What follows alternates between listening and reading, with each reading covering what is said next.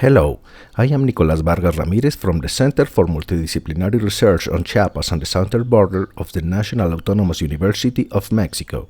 Today I'll present my research on uncrewed aerial narco-warfare and its impacts on community drone use in Latin America.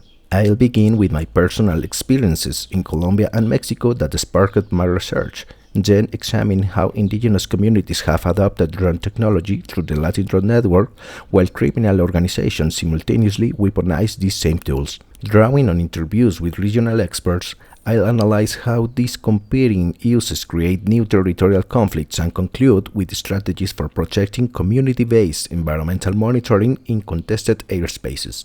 10 years ago in Colombia, I witnessed my first civilian drone. These early models lacked battery warnings, flew unstably, and required landing for each camera adjustment.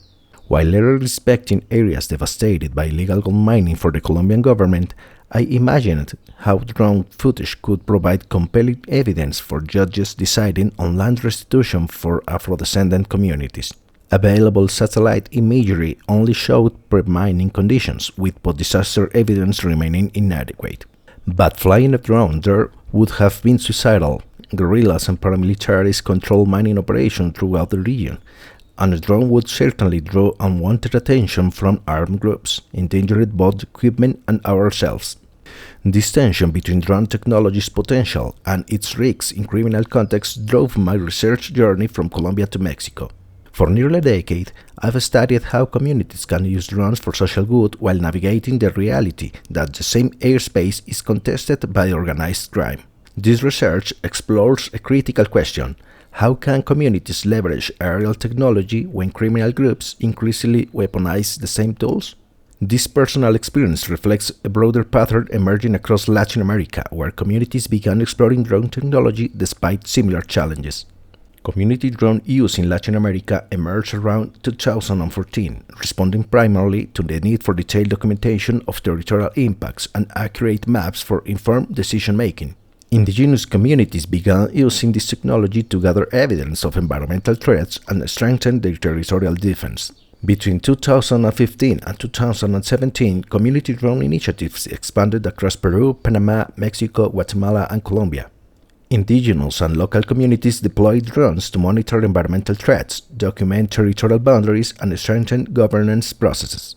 These technologies proved valuable not only for generating evidence, but also for demonstrating technical capacity and legitimacy in resource management. This regional growth led to the creation of the Latin American Network for Community Use of Drones, Latin Drone Network, in September 2022, during the first international meeting in Flores, Guatemala. The network now serves multiple crucial functions, facilitating knowledge exchange on best practices, strengthening community territorial autonomy, raising awareness about both benefits and risks of drone use, and promoting responsible deployment of this technology by indigenous peoples across Latin America. While communities were developing these positive applications, a parallel and concerning trend was simultaneously unfolding in the criminal sphere. Criminal drone use in Latin America has evolved rapidly from initial surveillance applications to sophisticated offensive operations deploying chemical agents and explosives. The phenomenon isn't new. As early as 2002, Colombian authorities seized remotely controlled aircraft to guerrilla groups. However, Mexico has become the epicenter with specialized criminal drone units conducting coordinated attacks, night flights over military installations, and extensive territorial surveillance. The Sinaloa and Jalisco cartels have developed particularly advanced drone capabilities. Their transnational presence, operating in over 40 countries worldwide, facilitates acquisition of cutting-edge drone technology and technical expertise across borders. This proliferation of uncrewed aerial capabilities among criminal organizations represents a significant security challenge. The transnationalization of Mexican cartels has expanded these threats throughout Latin America, with both major cartels having shifted substantial operations to Central America and beyond. Understanding this evolving threat landscape is crucial as we examine how criminal airspace control affects indigenous and local communities using the same technology for legitimate purposes. To systematically investigate this complex interplay, I conducted semi-structured interviews with 5 members of the Latin Drone Network between January and February 2025. Participants from Panama, Mexico, Guatemala, Peru, and Bolivia provided both national and cross-border perspectives of this phenomenon. Each 30 to 60-minute conversation explored four main topics: the presence and evolution of drone use by organized crime in their countries, how this criminal adoption affects legitimate community drone initiatives, available journalistic reporting on criminal drone use, and potential strategies to protect community technology use in contested airspaces. Interviews were recorded with verbal consent and analyzed thematically to understand criminal drone impacts on community initiatives. This methodological approach yielded rich insights into the evolving landscape of criminal drone use and its impact on communities. The analysis revealed several key themes regarding criminal drone use across Latin America. First, surveillance and territorial control emerged as primary functions, including advanced night operations. In Mexico, criminal groups monitor both communities and government forces, with communities needing permission before operating drones. In Peru, organized crime maintains scheduled surveillance patterns with drone flights morning, noon, and night, and cases of simultaneous flights of 5 drones over community airspace have been reported. In Panama's Darien region, criminal groups deploy drones specifically to monitor migrant movement along border corridors. In Guatemala, thermal-equipped drones locate cattle for theft and identify areas for illegal logging. Second, intimidation and psychological operations have evolved significantly. In Guatemala, drones with loudspeakers broadcast threats and force officials to abandon operations. In Mexico, night flights over military installations demonstrate power and gather intelligence. In Peru and Panama, night flights over communities generate fear. These tactics extend criminal control without physical presence, changing community perceptions of drones from objects of curiosity to symbols of threat and fear. Third, criminal organizations integrate drones with sophisticated technological ecosystems. Throughout the region, groups have installed Starlink systems at operational bases. This satellite connectivity transforms power dynamics in previously isolated areas by providing criminal groups with high-speed internet access where traditional infrastructure is absent. In Guatemala, authorities captured a vehicle with a Starlink antenna mounted on the roof. In Peru, criminals utilize planet satellite imagery and geographic information systems, sometimes possessing better mapping capabilities than community monitors. Fourth, border zones represent critical hotspots for criminal drone activity, particularly at the Colombia-Peru-Brazil triple border, the Colombian-Panama border, and the Mexico-Guatemala frontier. These areas feature challenging geography with dense forests or mountainous terrain, exist between different legal regimes, and typically have reduced state presence. Fifth, active recruitment and technology sabotage threaten community initiatives.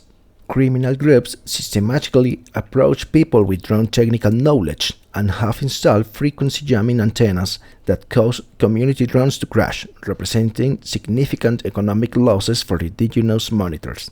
Regional patterns reveal varying levels of criminal drone adoption. Mexico represents the epicenter with the most advanced operation, including drones that drop explosives. Peru and Panama show significant criminal drone use, while Guatemala's adoption is growing. Bolivia remains least affected, though illegal mining operations may begin using drones to study inaccessible areas. Beyond these operational patterns, criminal drone use creates systematic challenges that extend into regulatory and informational domains. The criminal appropriation of drone technology creates two types of challenges: regulatory barriers and information asymmetries. Regarding regulatory barriers, current frameworks create significant disadvantages for legitimate users. In Peru, certification costs $900, prohibitively expensive for indigenous monitors but affordable for criminal groups. These requirements allow criminals to invalidate community evidence by citing lack of certification. In Guatemala, regulations require drone registration but not operator licensing, facilitating use without traceability. Communities fear future restrictive regulations that might indiscriminately ban drone use, ignoring indigenous territorial autonomy rights. The prospect of criminalization threatens environmental defenders operating without costly accreditations. The second major challenge, information asymmetries, compounds these regulatory obstacles. Media coverage varies dramatically by country, creating knowledge gaps about criminal drone use. Mexican media extensively document drone attacks and surveillance, providing communities with valuable awareness. In stark contrast, Peruvian media rarely report incidents despite their frequency. Interviewees describe this as a taboo subject avoided due to fear of reprisals. A particularly concerning practice goes unreported. When communities request judicial inspections, information is leaked and criminals use drones to track inspection teams, allowing them to hide evidence. This lack of public exposure prevents many community complaints from advancing through legal channels. Similarly, Panama's media covered drone deliveries to prisons but largely ignored their use in remote regions. These barriers create significant social impacts. Along the Peru-Colombia border, organized crime enforces unofficial movement restrictions monitored by drones. Communities increasingly self-censor their monitoring activities to avoid reprisals. The perception of drones has transformed dramatically, from technological curiosities to symbols of surveillance and violence. In response to these regulatory barriers and information asymmetries, communities are developing strategies to protect their legitimate drone initiatives. Interviewees propose several strategies to safeguard community drone use against criminal appropriation. Training approaches present a fundamental dilemma, balancing security with inclusivity. Interviewees suggest focusing on trusted individuals with clear community backing to ensure security against criminal infiltration. However, this selective approach limits technology democratization and could prove counterproductive long-term, especially since current users are predominantly men, marginalizing women and gender minorities from gaining technological agency in community defense.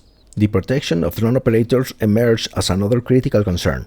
Interviewees emphasize dignifying drone work through adequate compensation to reduce vulnerability to criminal recruitment. They recommend implementing culturally relevant methods in less exposed areas and ensuring community authorities accompany drone operators during fieldwork. Comprehensive support should include family benefits and protocols against solitary work to minimize risks of intimidation, coercion, or forced recruitment. Technological and regulatory solutions reveal a tension between security concerns and community autonomy. While state authorities may propose surveillance technologies to combat criminal drone use, these same mechanisms could severely undermine community initiatives if implemented without respecting territorial rights. Indigenous organizations need political influence in shaping these frameworks to prevent what interviews call the militarization of law, where security justifications led to excessive control over technology access. To navigate this tension, interviewees suggest that communities should develop their own internal regulations on ethical technology use, reinforcing their autonomy while demonstrating capacity for effective self-regulation. Strengthening community governance provides a foundation for sustainable solutions. Indigenous information centers with their own monitoring technologies can coordinate responses to criminal threats. These community-developed protection strategies reveal important patterns when viewed alongside the broader regional dynamics of criminal drone adoption. Analysis of interviews reveals 4 significant patterns in criminal drone use across Latin America. First, a clear geographical intensity gradient exists with Mexico as the epicenter of the most advanced operations, followed by Peru and Panama, with Guatemala developing capabilities and Bolivia showing limited activity. Second, criminal groups aren't just adopting drones but integrating them within comprehensive technological ecosystems, including satellite communications and spatial analysis software. This creates a sophisticated infrastructure for illicit operations that often exceeds community and state resources. Third, where drone regulations exist, they impose bureaucratic and economic requirements that disproportionately affect legitimate community users. Criminal groups either circumvent these requirements or use them strategically to delegitimize community complaints. Fourth, criminal drone use reconfigures territoriality beyond physical land control. These technologies create new forms of aerial surveillance and dominance that transcend traditional geographic boundaries. These patterns collectively point to significant implications for how we understand territorial control and technological sovereignty in Latin America today.